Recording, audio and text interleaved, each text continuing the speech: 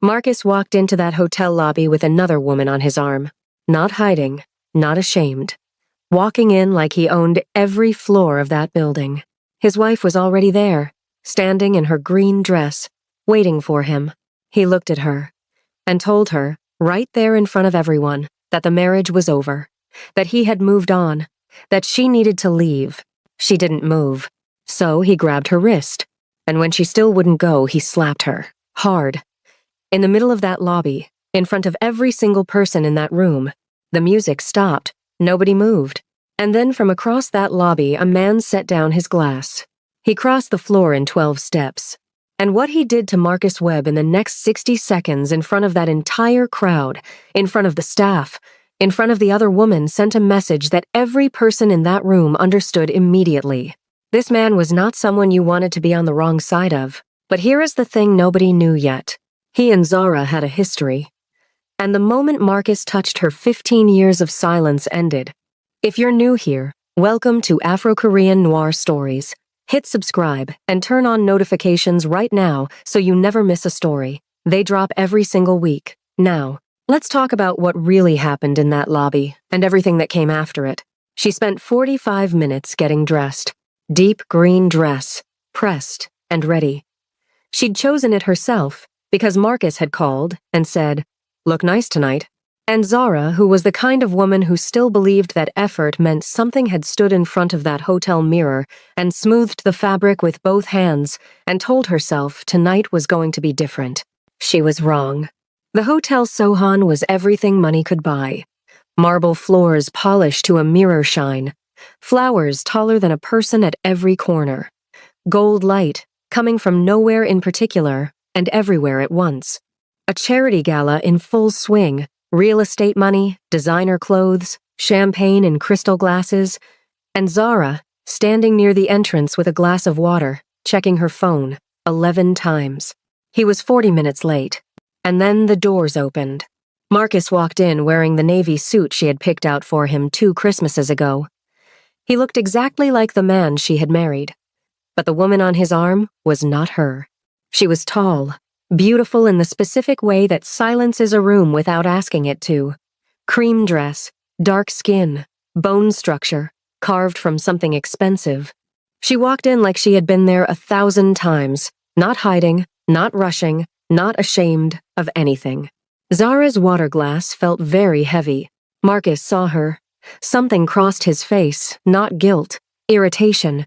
He walked straight toward her with the other woman still holding his arm. Zara. He said her name like it was a problem he'd been avoiding. "Who is she, Marcus?" He looked around the room first, checked who was watching. That one gesture, that small, calculated survey before answering his own wife told her everything. But she waited. She gave him the chance. "Her name is Camille. I want a divorce." The music kept playing. The champagne kept flowing. The room didn't stop for Zara Webb. It never does. "You're doing this here. I've been trying to find the right moment for months. There isn't one. I don't want to be married to you anymore." He stepped closer, dropping his voice. Not kindness. Control. "Go home, Zara. Get your things. I'll have the papers ready." She didn't move. Something changed in his face then. The managed version of Marcus, the careful, public one, dropped away. And what was underneath it was cold. He grabbed her wrist. Hard. "I said leave." She tried to pull back. His grip tightened. And then he raised his free hand and slapped her across the face. The sound cracked through the lobby. Her head turned with it. The water glass fell and shattered on the marble. The room went completely still. Here is what nobody in that lobby understood in that moment. A man had been sitting at the bar for 3 weeks. Same hotel, same lobby, different reasons each evening for being there. But always positioned where he could see the entrance. Always watching a woman who had no idea she was being watched. Seo Jin-ho set his glass down on the bar counter, slowly, deliberately. The sound of a man who needed both hands free. He crossed the floor, 12 steps. No rush, no raised voice. Just the controlled, certain walk of someone who had already decided and was simply moving toward the decision.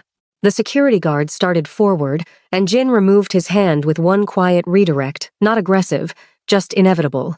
and the guard stepped back on instinct. Jin stopped in front of Marcus Webb. He looked at him. 1 second. Then his right hand moved. This was not a brawl. A brawl is loud and messy and random. This was precise. Marcus went down the first time and came back up swinging, which told Jin everything about Marcus's fighting experience, and Jin made one small adjustment, and Marcus went down a second time. He stayed down. The two large men who moved in from the edges stopped when Jin's people appeared. From the bar, from the corridor, from the alcove near the elevator. They materialized without drama, and they didn't need to do anything except exist in their positions for the message to land completely. Marcus looked up from the floor, jaw bleeding, suit ruined, and understood for the first time in his life that the world was much larger and more dangerous than he had believed. Jin straightened his cufflinks. He turned to Zara. She hadn't moved. Her cheek was red. Her eyes were full, but she hadn't cried. She was looking at this stranger the way you look at something your brain doesn't have a category for yet. He said, "Come with me." She looked at him. She looked at Marcus on the floor. She looked back. She went. They walked out of the lobby together. And every person in that room, the waitstaff, the guests, the bartenders, the musicians, watched them go in silence. Across the lobby, Camille Duval had not moved, not one step. She stood exactly where she'd been standing, champagne glass in her right hand, and she watched Seo Jin-ho walk Zara Osei out the door. Then she took out her phone, typed one message, hit send. She was smiling when she did it. That smile should have been the first warning. But nobody was looking at her anymore.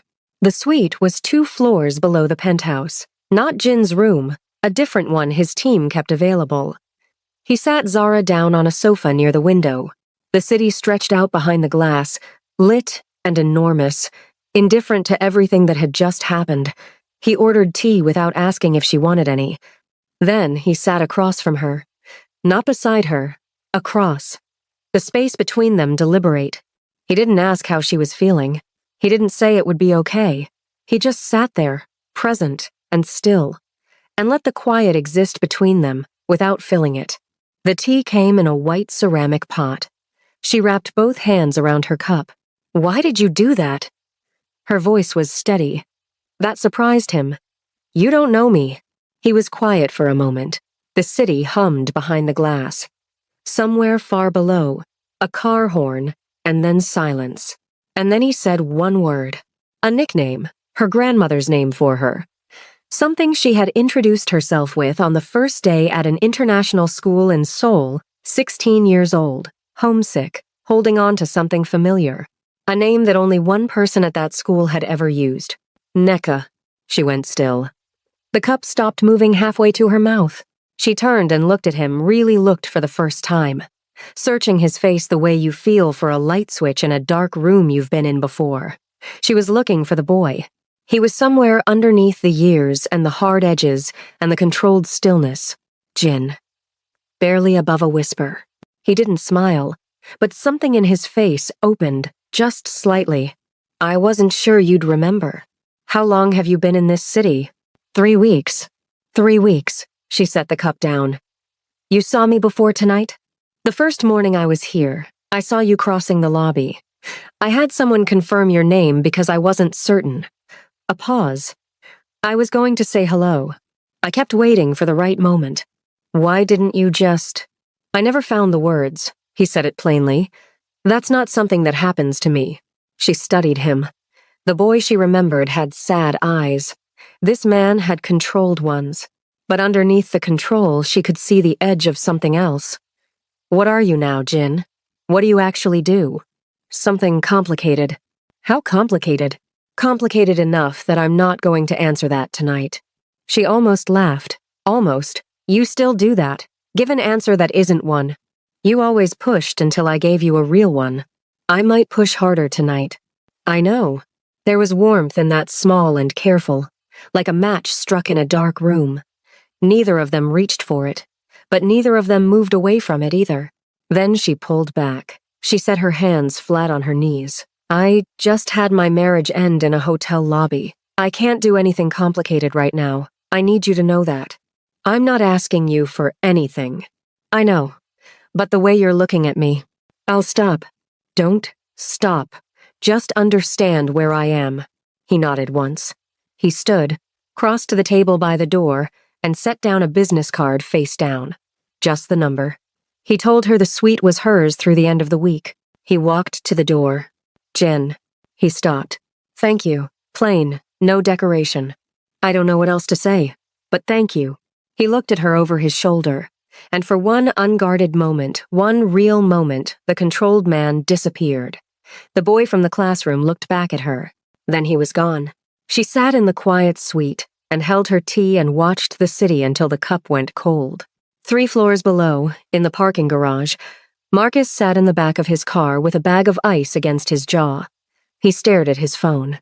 He thought about what had just happened. He thought about the man who crossed that lobby. He made a call. I need Deo, tonight. I don't care where he is. 2 days later, Zara moved to a friend's apartment. She was being practical. She couldn't stay in the suite forever. She had a plan. Find a divorce attorney, protect her assets, get out clean. She was an architect. She understood structure. She would build something new. She was at the kitchen table with her laptop open when someone knocked at the door. Her friend wasn't home. The man on the other side was big, not aggressively, but naturally, Nigerian, mid-30s, easy smile. He wore a casual button-down and said her name like they were old friends. Can we talk? She gripped the door frame. Who are you? Deo. I'm a business associate of Marcus's. The smile held. He just wants to make sure you're okay. He feels terrible. She stared at him. He can feel terrible with his lawyer. That's actually what I wanted to discuss. His voice stayed warm. Pleasant. Divorce cases get messy. People dig things up. Say things. It affects everyone, not just the couple. Marcus is willing to be generous. He just needs you to walk away from the asset claims, sign the basic papers, move on. You'd be comfortable and free. Get away from this door. Zara? I said, get away from this door. He studied her for one long moment. Then he stepped back, nodded slowly, and walked down the hallway without looking back. She closed the door and pressed her back against it. Her heart was loud in her ears. Her phone rang 15 minutes later, number she didn't recognize. She picked up. You had a visitor, Jin's voice. Calm, direct. She straightened up. You have people watching me. Yes. The air went cold. Without asking me. Yes. Jin. His name is Dio Bello. He works for Marcus. He came to pressure you out of your asset claims. I worked that out myself. What I'm asking is why you thought it was acceptable to... Because Marcus called him from the parking garage 2 hours after the lobby, before you'd even left the suite. A pause. I moved before I had time to ask. She wanted to stay angry. She had every right to stay angry. But she was standing with her back against a door that a strange man had just knocked on, and the logic was sitting right there in front of her. I don't like it, she said. I know. Don't do it again without telling me. I'll tell you when I can. That's not the same thing. I know. She exhaled hard. Who is Dio? Really? He grew up on the same street as your older brother. They were close. For a long time. A pause. He made a choice. He chose money. But he's being held. Zara Marcus has something over him that goes back before their business arrangement. He came here tonight, but he's more trapped than you are. She sat down slowly on her friend's couch. The apartment was quiet. A clock ticked somewhere. Streetlight came through the window at a low angle, making long shadows across the floor. Is there more? She said. Things you know that you haven't told me? There is always more. I'm telling you what's relevant right now. Everything is relevant. This is my life. I know. And the way he said it quietly, with something underneath it that wasn't quite apology but was close, settled her in a way she didn't expect. I need you to trust me on the timing. You're asking a lot. I know I am. She looked at the ceiling.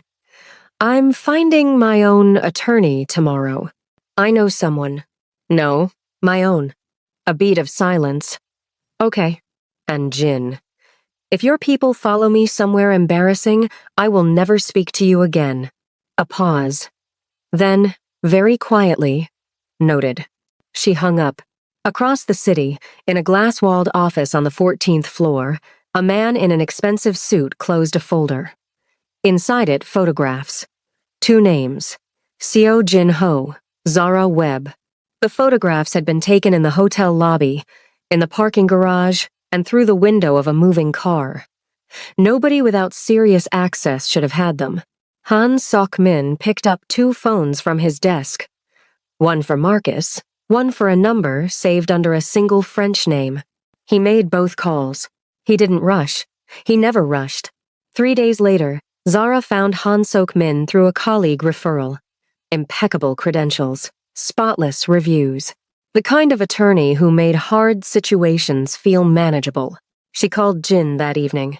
"I found a lawyer," she said. "He's Korean, actually." A short silence. "What's his name?" "Han Sok-min." "Is that strange?" Longer silence. "Yin?" "Send me his firm's website." She did. He said nothing more about it. He asked how she was sleeping. She said poorly. He said that was expected. They talked for 20 minutes about nothing urgent the city, a restaurant they both remembered from Seoul, the particular comfort of places that stay the same when everything else changes. When she hung up, she noticed she was almost smiling. Almost. Here is what she didn't know about men like Jin: the more quietly they move, the more certain they already are. He ran Han's background through his people in a single night. Clean record, legitimate firm, real cases. But if you followed certain financial threads far enough in the right direction, they led somewhere they had no business going. Han Sok-min was not on Marcus's payroll. But he was on someone else's. Jin said nothing to Zara. Instead, over the course of 3 days, he wove one small piece of false information into their conversations. A fake safe house address, a fabricated witness name, natural, casual, like a detail that didn't matter. 48 hours later, 2 of Marcus's people showed up at that address. Jin had what he needed. He met Han in a private room with no windows. Han arrived polished. He left looking like a man who had dramatically miscalculated who he was sitting across from. Under pressure, Han gave up a name. Not Marcus. Not Marcus's operation. Someone above both of them. Camille. Jin went completely still when he heard it. He knew that name. Not from the lobby. From before, from files, from organizational history, from conversations in rooms far removed from charity galas. Camille Duval was not a woman Marcus was dating. She was something else. And the fact that her name connected to Han, who connected to Zara's divorce attorney, who connected to Zara, that was not coincidence. That was architecture. He drove back across the city and called his most trusted man. "Park. Pull everything we have on a woman named Camille Duval, French Ivorian. By morning." "Yes, boss." He ended the call. He spent an hour thinking about how to tell Zara. Because he had to tell her. He had used her even indirectly, even without her knowledge. She deserved to know. He told her at midnight. The silence that followed was the longest he had ever heard from another person. Then, "You used me. The risk to you was..." "That is not the point." Her voice was completely flat. "You fed me false information. You used my conversations with my own attorney to run a test, without asking me. After I specifically told you..." "Zara, don't. One word. A door closing. I need you to not say anything right now. Quiet. I'll find a new lawyer," she said. "On my own. The risk isn't..." "Good night, Jen." She hung up. He stood at the window of his penthouse, the city below him. All that light. He had managed impossible situations his entire life. Navigated enemies, negotiated impossible positions, handled problems that most people didn't even know existed. He had never once felt helpless. He felt it now. Across the city, a private plane touched down. A Korean man in his 50s stepped off the air stairs and straightened his cufflinks. Still. Patient. He had the specific quietness of someone who had been dangerous for a very long time and had learned that patience was the sharpest weapon of all. Lim Dae-won had been waiting 12 years for Seo Jin-ho to make a mistake. Now he had one. Zara was not answering Jin's calls. She had not blocked him, the calls rang properly. But she wasn't picking up. He didn't leave voicemails. He understood that whatever needed to be said between them was not voicemail words. He kept his people near her anyway. On the 5th day of silence, she had a meeting booked with a new attorney. One, she found herself, through a completely different network. She had told nobody the name or the address. She never arrived. Her phone went straight to voicemail. Jin found out 7 minutes later when his man outside the coffee shop called in. The word he used was taken. What happened in the next 4 hours doesn't sound real in daylight. Jin moved his network with the intensity of a man who had done this kind of thing before. Not this exact situation, not with these specific stakes, but this operational urgency, this precise pressure. Every contact pressed, every thread pulled, every favor called in. He found her in a house in the outer suburbs, not hurt, not chained. Lim Dae-won was sophisticated. He didn't leave marks. Zara had been picked up by a car service that appeared to have her name on a booking. She was sitting in a comfortable room, talking to a man she didn't know, slowly understanding that this conversation was not one she could walk away from. The overhead light cast a white square on the floor between them. A half-full glass of water sat on the table untouched. The man across from her had his hands folded in his lap. He was speaking slowly, carefully. The way people speak when they want you to know they have time. Jin's team came through the door before Lim's people understood what was happening. Jin walked through. He crossed the room and stood in front of her. He looked her over, not touching, just checking, making sure. She was unhurt. She was fine. He exhaled one controlled breath. "I'm fine," she said. "I know. How fast did you find me?" "Quickly." She looked around the room, at the men by the walls, at the way they stood, not like security guards, not like police, like something beyond both. Like men for whom this kind of situation was simply Tuesday.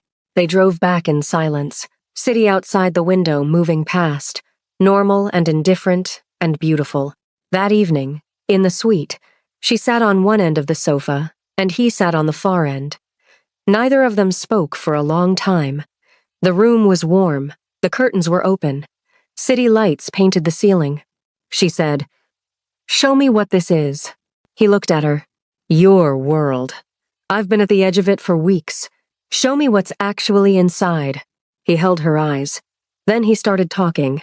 He was precise. He was direct. He didn't soften it or make it sound better than it was.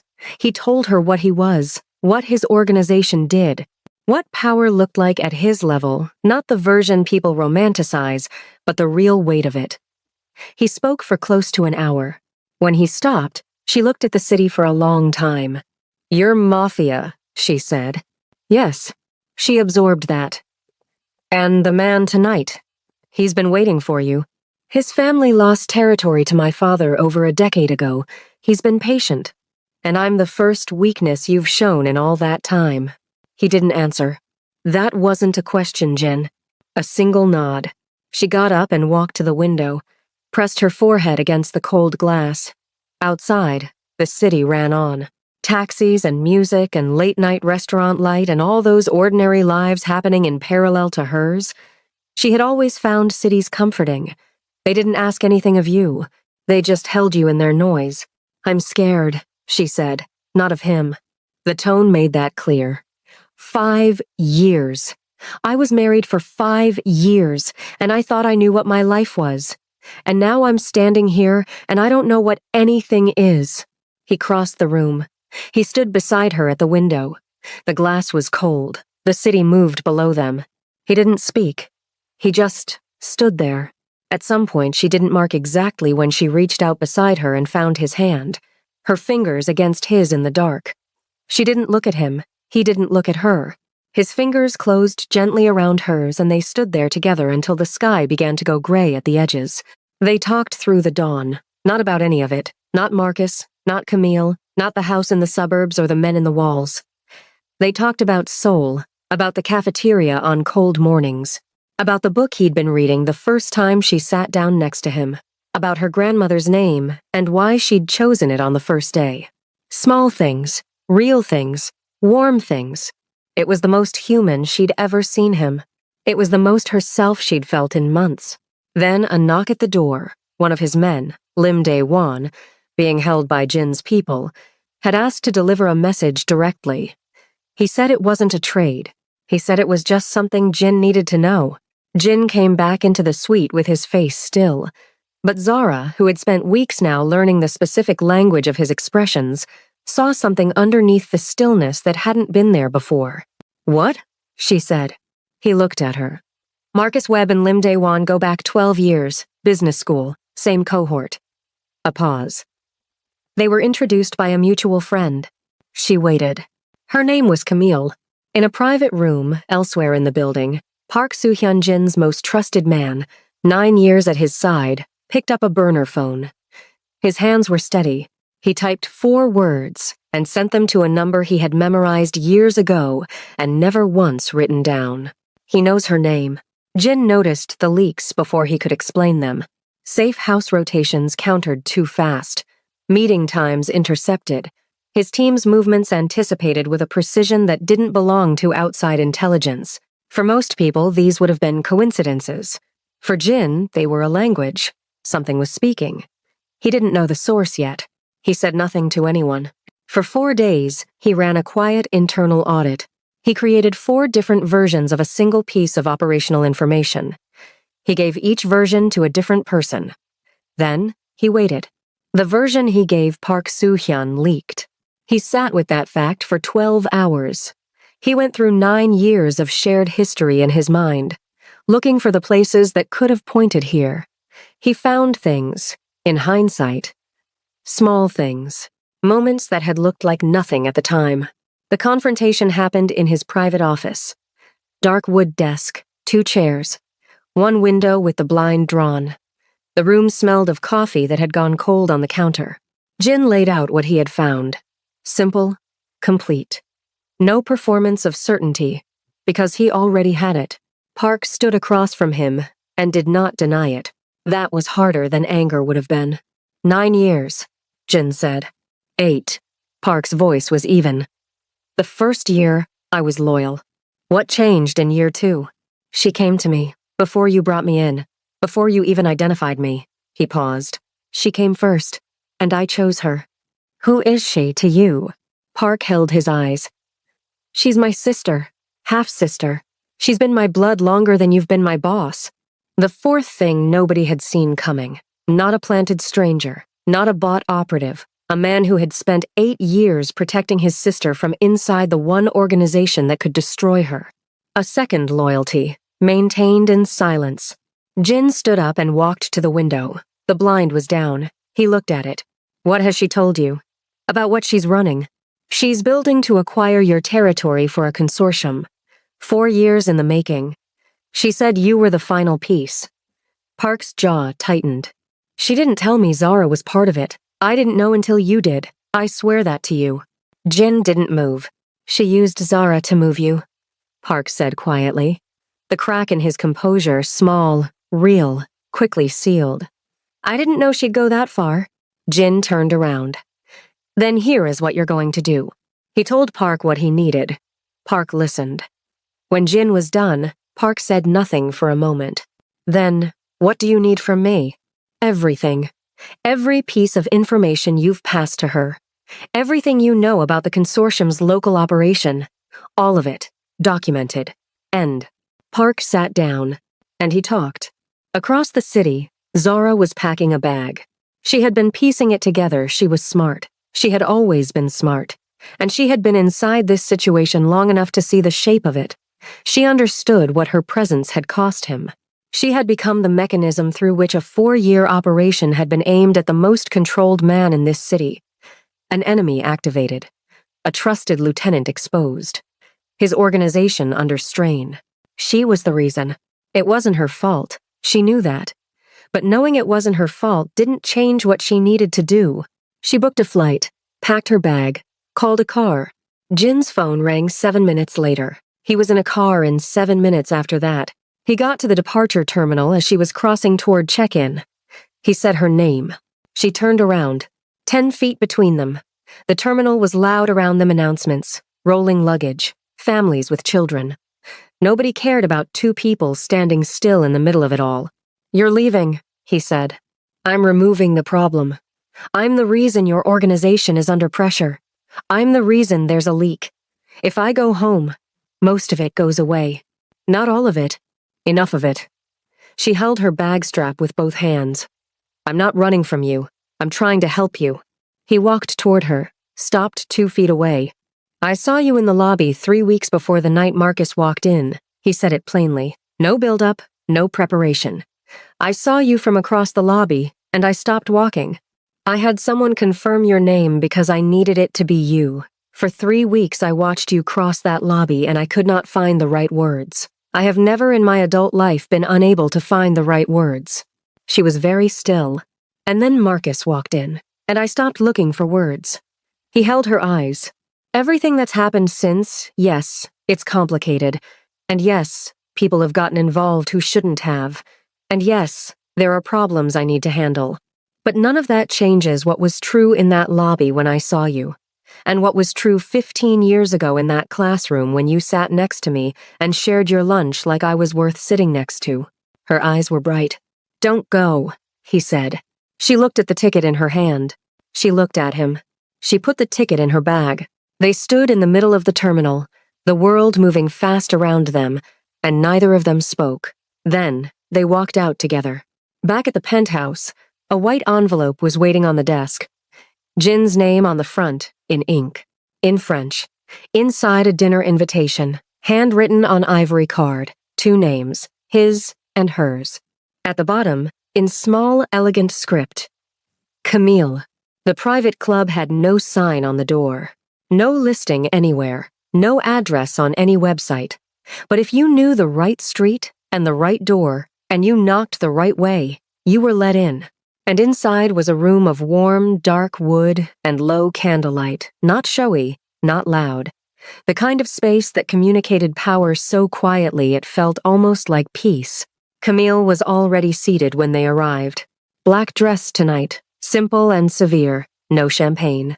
Just water and a closed folder. She looked like a woman who had come to a business meeting. Because she had. She gestured to the 2 chairs across from her. They sat. She looked at them both. Then she began. She didn't apologize. She didn't perform regret. She laid it out with the clean efficiency of someone delivering a quarterly report. She was an operative, financial, and strategic, working for a multinational consortium that had been positioning to acquire Jin's territorial influence for 4 years. They had tried every conventional approach. Negotiation Jin declined. Legal pressure he deflected. Economic leverage, he neutralized it. He was too disciplined, too controlled, too consistently unreadable. So Camille did what she always did when conventional methods failed. She built something. 2 years of research, not just his organization, his history, his patterns, his psychology.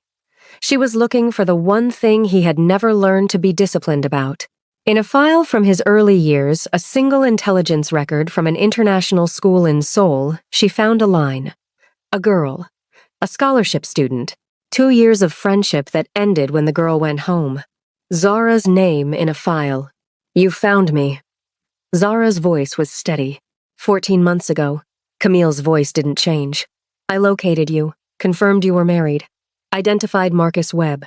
I introduced myself to him at a conference in Paris. The candle on the table burned between them.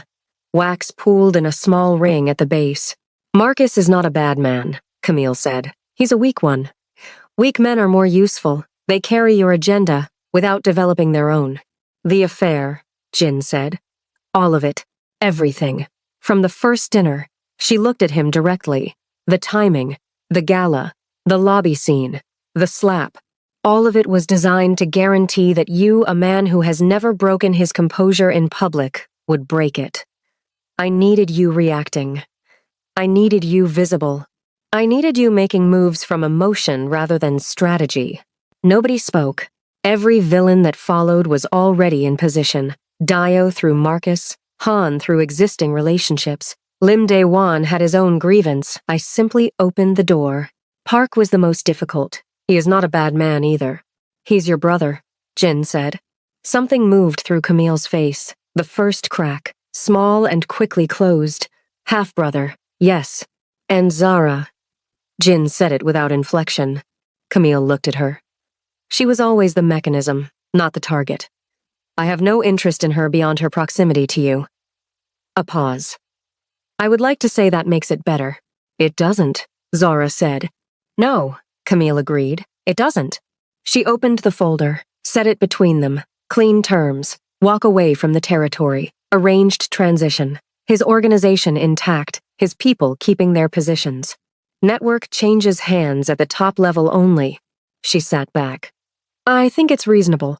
Jin looked at the folder. He looked at it for exactly 3 seconds. Then he closed it. Let me tell you what I built, he said, while you were executing your plan. He had understood from the moment Han said her name that Camille was the ceiling, not Marcus, not Dio, not Lim, not even Park. She was the architect. And you don't defeat an architect by fighting the walls. You go after the foundation. Dio's intelligence gathered over weeks in exchange for something Jin did for him in return. Han's financial records the complete thread, 7 years back, connecting to the consortium's shell structures. Park's full testimony. Everything he had passed. Everything he knew. And Lim Dae-won's statement 12 years of history with Marcus, the introduction by Camille, the complete documentation of the consortium's illegal acquisition strategy, all of it compiled, distributed simultaneously to 3 rival factions with their own grievances against the consortium, and to 2 regulatory bodies whose specific jurisdictions covered exactly what the consortium had been doing. Set to release at midnight. Jin checked his watch. 20 minutes ago, Camille's composure held. For one long moment, the extraordinary discipline of a woman who had built her life on never showing the seams it held, and then, around the edges, it broke. Not into panic, not into tears, into something that looked, in a strange and genuine way, almost like respect. You're good, she said. So are you. It almost worked. She looked at Zara. Something passed between them, not warmth exactly, but recognition. 2 women on opposite sides of a thing that had used one to get to the other. I'm sorry, Camille said. She said it simply, without calculation. A crack in the professional surface, small, real, immediately sealed. For using your life. I'm genuinely sorry for that. Zara held her eyes. I believe you.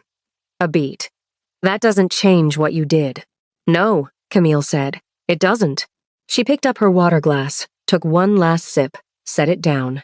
Then she stood, smoothed her dress, and walked out of that private club with the same unhurried grace with which she had walked into the Hotel Siohan lobby weeks ago. The room went quiet. Zara looked at the closed folder on the table. The candle burned between them. A thin curl of smoke rose from it and disappeared. It's over, she said. The consortium will be managing the fallout for the next year at minimum. They won't be reaching for anyone's territory. They'll be lucky to stay operational. A pause. Marcus will receive the divorce papers. He'll sign. He doesn't have anyone backing him anymore. She was quiet for a moment. She spent months building an elaborate plan to get to you. She found me in a 14-year-old file. She shook her head slowly. You're either very important or very frightening.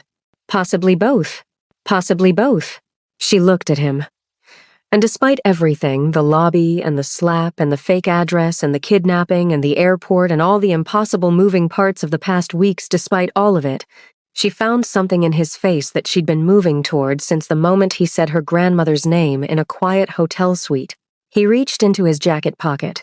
He placed 2 travel documents on the table between them. Jeju Island, 7 days, no phones, no men, nobody who wants anything from either of us. She looked at the documents. She looked at him. You're assuming a lot. I'm hoping. She could see it, the boy from the classroom. Underneath all the years and the armor and the controlled stillness, the boy who sat 1 row over and never had anyone sit next to him until she did. The boy she called Jin because she refused to use his surname like it was a title. She leaned across the table, and she kissed him first. Not dramatic, not loud. The quiet, certain kind of kiss between 2 people who have found each other at the end of a long, strange road and are choosing with full knowledge of what it costs to stop walking away from each other. He kissed her back. When she pulled away, they were both still. The candle flickered. The room was quiet around them. She picked up the travel documents, put them in her bag. Jeju Island, she said. He nodded. And Jin. Yes. If you have people in the airport, I will leave you on the island. He looked at her. And then for the first time, for real, for the first time since that cafeteria in Seoul, when she had made him laugh at something neither of them could remember now, Seo Jinho smiled. It changed his whole face. No people, he said. Just us. On the last evening before they left, Zara stood on the rooftop of the Hotel Seohan. The same hotel. The same city stretched out below her, lit and massive and beautiful and, as always, entirely indifferent. She had her arms folded against the night air. The wind was light. Somewhere far below, the faint sound of music from the gala floor where, weeks ago, her life had broken open. She heard the door behind her. Jin came and stood beside her. No words. Just the city and the wind and the two of them. This is where the middle happened, she said. Not quite. The middle happened in a classroom in Seoul. She smiled, didn't look at him, just smiled at the city. Then this is where the rest of it started. He looked at her profile against the city lights. She finally turned.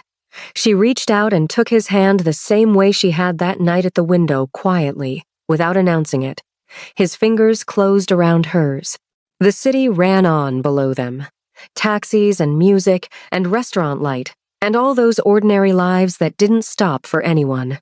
It held them both in its noise, without asking anything in return. They stood there until the lights blurred at the edges. Then they went inside. If this story moved, you hit the like button right now. Share it with someone who needs to hear it. And if you haven't subscribed yet, do it now. Turn on notifications. Because the next story is already coming, and you don't want to miss what happens next.